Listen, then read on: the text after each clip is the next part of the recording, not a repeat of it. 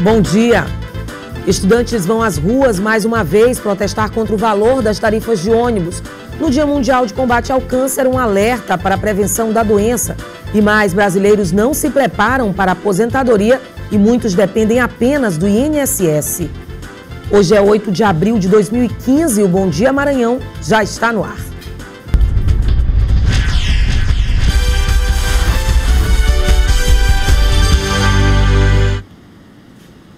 E a gente começa a edição de hoje falando das manifestações que continuam acontecendo na capital. A redução de 20 centavos no preço da passagem de ônibus não agradou os estudantes que seguem com os protestos. Dessa vez, os estudantes se concentraram em frente ao IFMA no Monte Castelo. De lá, eles seguiram pela Avenida Getúlio Vargas. O trânsito na região parou. Até o centro de São Luís, o percurso era longo e grande também foram os transtornos causados. Em frente ao Liceu Maranhense, os estudantes fizeram uma parada, exigindo que os alunos da escola se juntassem ao grupo. Antes mesmo dos manifestantes chegarem até aqui a Praça Deodoro, a gente já consegue observar o caos que tomou conta aqui da área. Nas paradas, muita gente, sinal de que os ônibus estão enfrentando muita dificuldade para chegar aqui no centro da capital. Faz horas já que eu tô aqui. Eu tô pensando em pegar até uma van do outro lado para ir para casa. Mesmo quem enfrentou as consequências demonstrou apoio ao manifesto. É válido se tiver o protesto pacífico, né? É válido. Todo mundo reivindicar os seus direitos, né? Grande parte da população acha abusivo o valor das tarifas, mesmo com a redução de 20 centavos. As autoridades têm que baixar, porque nós somos trabalhadores e não temos condições de pagar um valor tão alto, tão abusivo do preço dessa passagem. Pelos próximos dias, a organização programa mais protestos. Nós CSN continua sendo um aumento abusivo, por não ter sido dialogado com os estudantes, não ter sido dialogado com a população. Então nós continuaremos nas ruas enquanto a passagem não for revogada em todos os níveis. Se a tarifa não abaixar, a ilha vai parar. E olha, centenas de manifestantes fizeram um protesto em frente ao Tribunal Regional Eleitoral em São Luís. Eles pediram solução para o caso de cassação no município de Raposa, que tirou o prefeito do cargo e nomeou a segunda colocada nas últimas eleições. Os manifestantes se concentraram em frente ao Tribunal Regional Eleitoral do Maranhão. A comunidade de Raposa não aguenta mais a instabilidade na administração do município, desde que o prefeito Clodomir de Oliveira perdeu o mandato. Há meses, a população presencia um entra e sai de gestores. Nós queremos que esta casa aqui julgue o restante do processo para que vá para Brasília. E nossa população de Raposa viva novamente a estabilidade. Por conta desse movimento, policiais militares continuam aqui na Avenida Vitorino Freire, reforçando a segurança. Enquanto isso, os manifestantes continuam com faixas nas mãos, pedindo que essa situação seja o mais rápido possível resolvida. Aqui do lado de fora do Tribunal Regional Eleitoral do Maranhão, os portões permanecem fechados e pedindo o acesso de qualquer morador do município de Raposa aqui no tribunal. Os representantes do movimento foram recebidos pelos desembargadores. Depois de cerca de meia hora, eles saíram do tribunal com uma decisão. Próxima pauta é dia 13 e 15, que provavelmente eles serão julgados, porque eles já estão conclusos, prontos e maduros para ser julgados. Se o processo não entrar na pauta do dia 13 ou do dia 15, os manifestantes prometem outro protesto, ocupando novamente a Avenida Vitorino Freire. Nós vamos retornar, porque o município está com tudo parado. A educação está parada, a saúde está parada, a assistência social está parada. E o município de Raposa, a população não pode. A gente sabe que é uma população sofrida, onde tem um alto índice de pobreza. Então não pode acontecer esse tipo de morosidade nesse processo, onde vai prejudicar pessoas que não têm nada a ver, que votam, que foram às urnas e que elegeram um candidato. E para o próximo domingo está marcada mais uma manifestação nacional contra a corrupção que envolve diversos estados do país. Aqui no Maranhão, a concentração será na Avenida Litorânea a partir das 8h30 da manhã.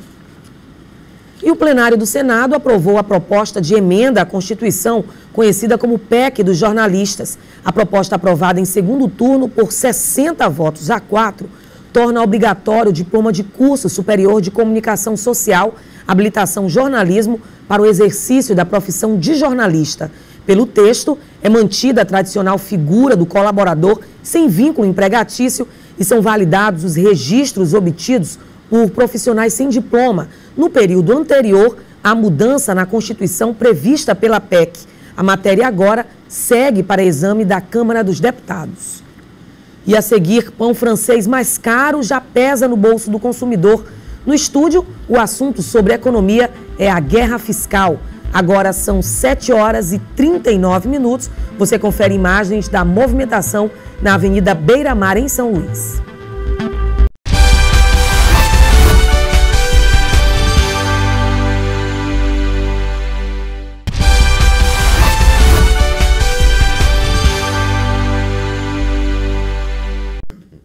E o pão francês está mais caro em muitas cidades maranhenses e pesando no bolso dos consumidores. É que, segundo os empresários, a alta do dólar está encarecendo a produção e empurrando os preços.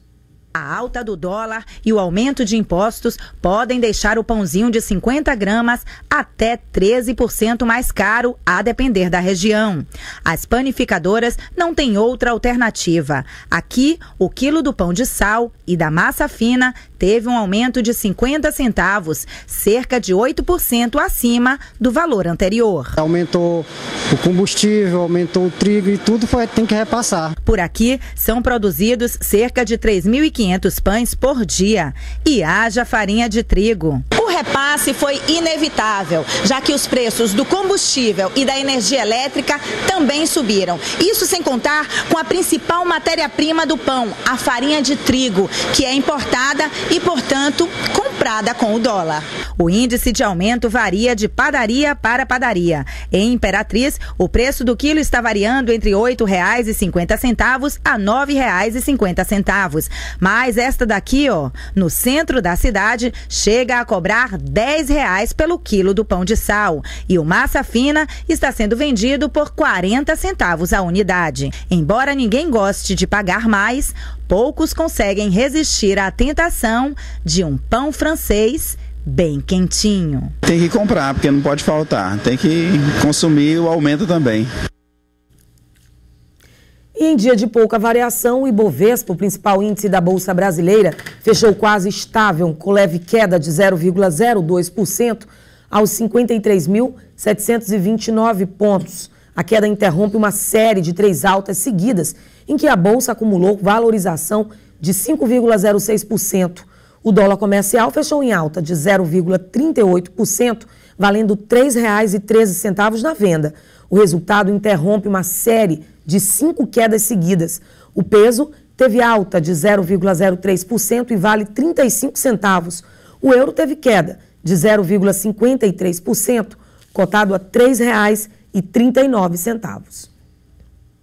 E ainda falando de economia, eu converso agora com o advogado tributarista Fernando Facuri Scaff, que está em São Luís para participar de um encontro empresarial e vai debater sobre a guerra fiscal. Bom dia, seja muito bem-vindo ao Bom Dia Maranhão. Guerra fiscal, e as pessoas já entendem que é uma confusão ou uma briga. Na verdade, é um exagero aí de práticas competitivas entre o Estado. Explica melhor para a gente, bom dia. Bom dia. A situação é a seguinte: as empresas, elas têm um determinado padrão de investimento. E os estados, para conseguir obter mais atração de investimento, concedem unilateralmente benefícios e redução de ICMS para as empresas. Isso se chama guerra fiscal. Ou seja, o estado do Maranhão disputa investimentos com o do Piauí, com o do Ceará, com o do Pará, e aqui você tem uma disputa nesse sentido, tentando atrair mais investimentos pela redução do imposto. Só que a legislação determina que essas reduções não possam ser feitas unilateralmente. Mas se o do lado deu uma redução, o governador deste estado vai ficar de braços cruzados? É claro que não. Ele vai dar uma redução um pouco maior para atrair um pouco mais de investimento. É isso que se chama de guerra fiscal. Uma atração de investimento pelos estados através de uma redução unilateral desses benefícios. Agora, não seria uma concorrência predatória entre esses estados? É uma concorrência predatória, mas que você não tem saída, porque o governador de um determinado estado ficará com os braços cruzados esperando que as empresas saiam do seu estado para outros que tenham benefícios maiores. Então, se um der o benefício, o outro dará também. A grande questão é a seguinte: o que se faz a partir do momento que a atração ocorre, que a empresa está colocada num determinado estado e esse benefício é declarado inconstitucional, como é a ameaça que aparece no horizonte das empresas. Porque o Supremo Tribunal Federal vem decidindo rotineiramente que tais benefícios deveriam ser concedidos de forma conveniada, ou seja, através de um convênio entre todos os estados. Essa seria, então, a posição do STF Supremo, com relação à guerra fiscal? A posição do Supremo é, se não for dado através do CONFAS, esses benefícios unilaterais serão declarados inconstitucionais. Mas até aqui, a situação fica tranquila, porque declarados inconstitucionais, você tem uma mudança de parâmetro. Mas o Supremo vai mais, ele vai dizer é inconstitucional com efeito retroativo.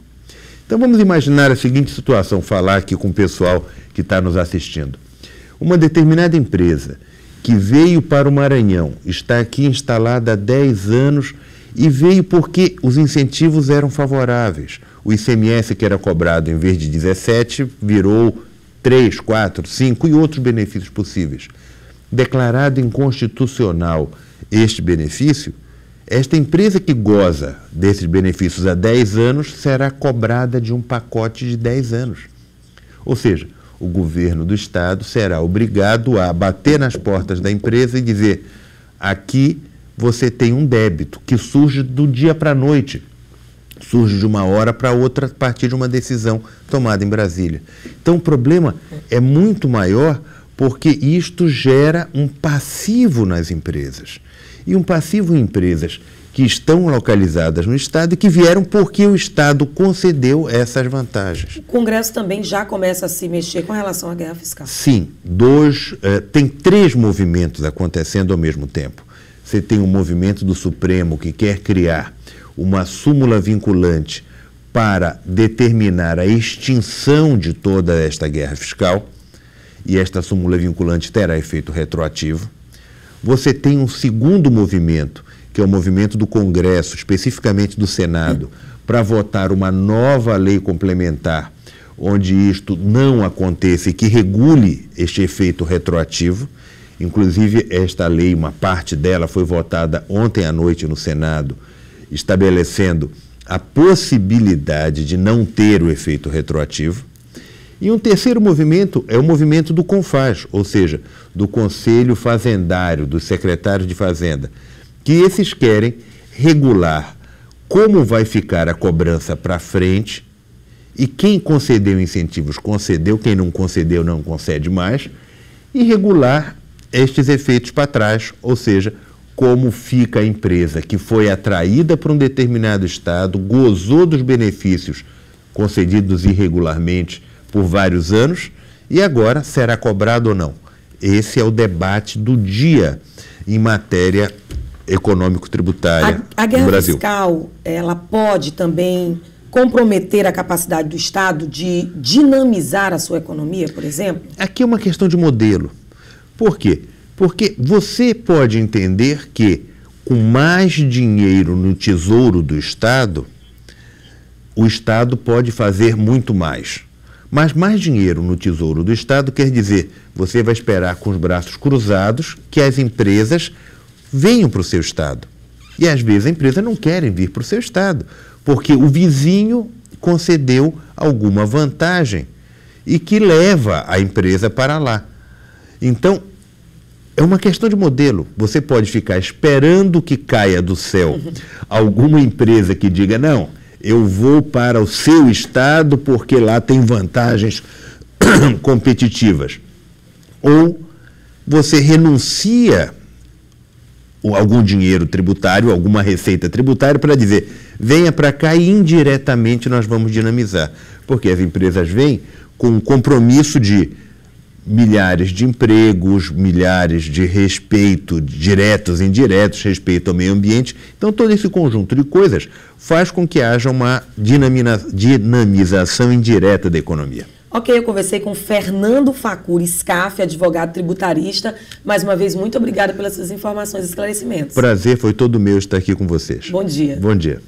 E a seguir, brasileiros não se preparam para a aposentadoria e muitos dependem apenas do INSS. Agora são 7h52. O Bom Dia Maranhão volta já.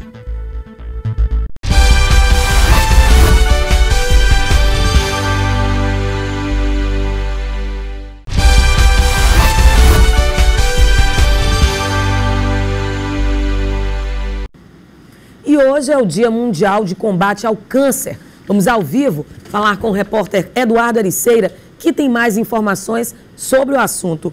Ô Eduardo, o câncer mata bem mais do que a AIDS, é isso? Bom dia. Pois é, bom dia Eliane, bom dia a todos que acompanham o Bom Dia Maranhão. Essa confirmação, pelo menos, é feita aí pelo Instituto Nacional do Câncer, que o câncer, por exemplo, em países de alta renda, é a segunda maior causa de mortes. A doença, o câncer, e em países de baixa e média renda é a terceira maior causa de mortes. Segundo aí estimativa, em todo o ano passado foram 3.340 casos de câncer em homens e 3.780 casos de câncer em mulheres. A estimativa é do Hospital Aldenor Abério, também do Hospital Geral, é que surgiram também 2.934 novos casos aí, pacientes aqui na capital São Luís e no interior do estado. Entre os cânceres mais comuns, mais frequentes, estão os cânceres de próstata, mama feminina, o câncer do colo do útero e também o câncer de pulmão. Falar em câncer de pulmão, o cigarro, segundo a Organização Mundial de Saúde, é o hábito aí mais que poderia evitar mais mortes em todo o mundo e de 80% a 90% por questões ambientais e também por hábitos. A questão do surgimento do câncer, que é como, por exemplo, tabagismo, a questão do sedentarismo e também a alimentação inadequada. Eliane. Obrigada, Eduardo. Bom dia. E confira agora como fica a previsão do tempo na capital e no interior do estado. Olha, pancadas de chuva no norte do Maranhão, sol forte e chuva nas demais áreas. Vamos ao mapa. Em Itapecuru-Mirim, a máxima é de 31 graus. Em Barra do Corda, a máxima é de 35 graus.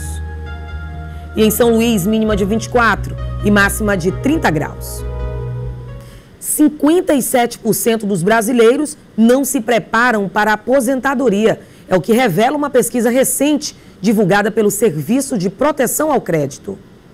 O levantamento feito pelo Serviço de Proteção ao Crédito mostrou que 57% dos brasileiros não se preparam para a aposentadoria. Para as pessoas entrevistadas na pesquisa, com idade igual ou acima de 50 anos, esse percentual é ainda maior, chega a 59%. Foram ouvidas 662 pessoas em 26 capitais brasileiras e no Distrito Federal. Em dezembro do ano passado, segundo a gerente executiva do INSS em São Luís, não é por falta de informação. Tem um programa de educação previdenciária que vai nas comunidades mais afastadas, informa. Nós temos os canais remotos, que é por meio do telefone 135, que é livre, pode ligar a qualquer momento, de qualquer lugar.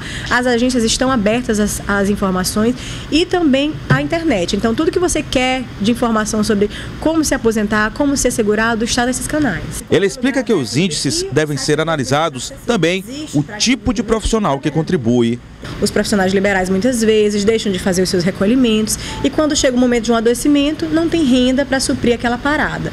Então a razão que nós entendemos é mais uma razão social, um costume, um hábito de não fazer os recolhimentos. O valor máximo pago para a aposentadoria desde janeiro deste ano é de R$ 4.663. Isso é o que corresponde a 6 salários mínimos e 11 vezes a renda per capita do Maranhão. Parece muito, mas é preciso cautela. Buscar formas de poupar o seu dinheiro, de maneira que ao chegar na idade da sua aposentadoria, você possa ter uma renda complementar que possa lhe permitir uma qualidade de vida melhor nos últimos anos de sua vida. Ele ainda alerta que há outras formas de investimentos no futuro financeiro que devem ser levadas em conta. poupança, você pode fazer CDB. Por quê? Porque, inclusive, se o banco quebrar, se alguma coisa acontecer, a lei lhe permite, no mínimo 60 mil na poupança ou até 250 mil para os fundos de renda fixa. E o Bom Dia Maranhão termina agora. Até amanhã.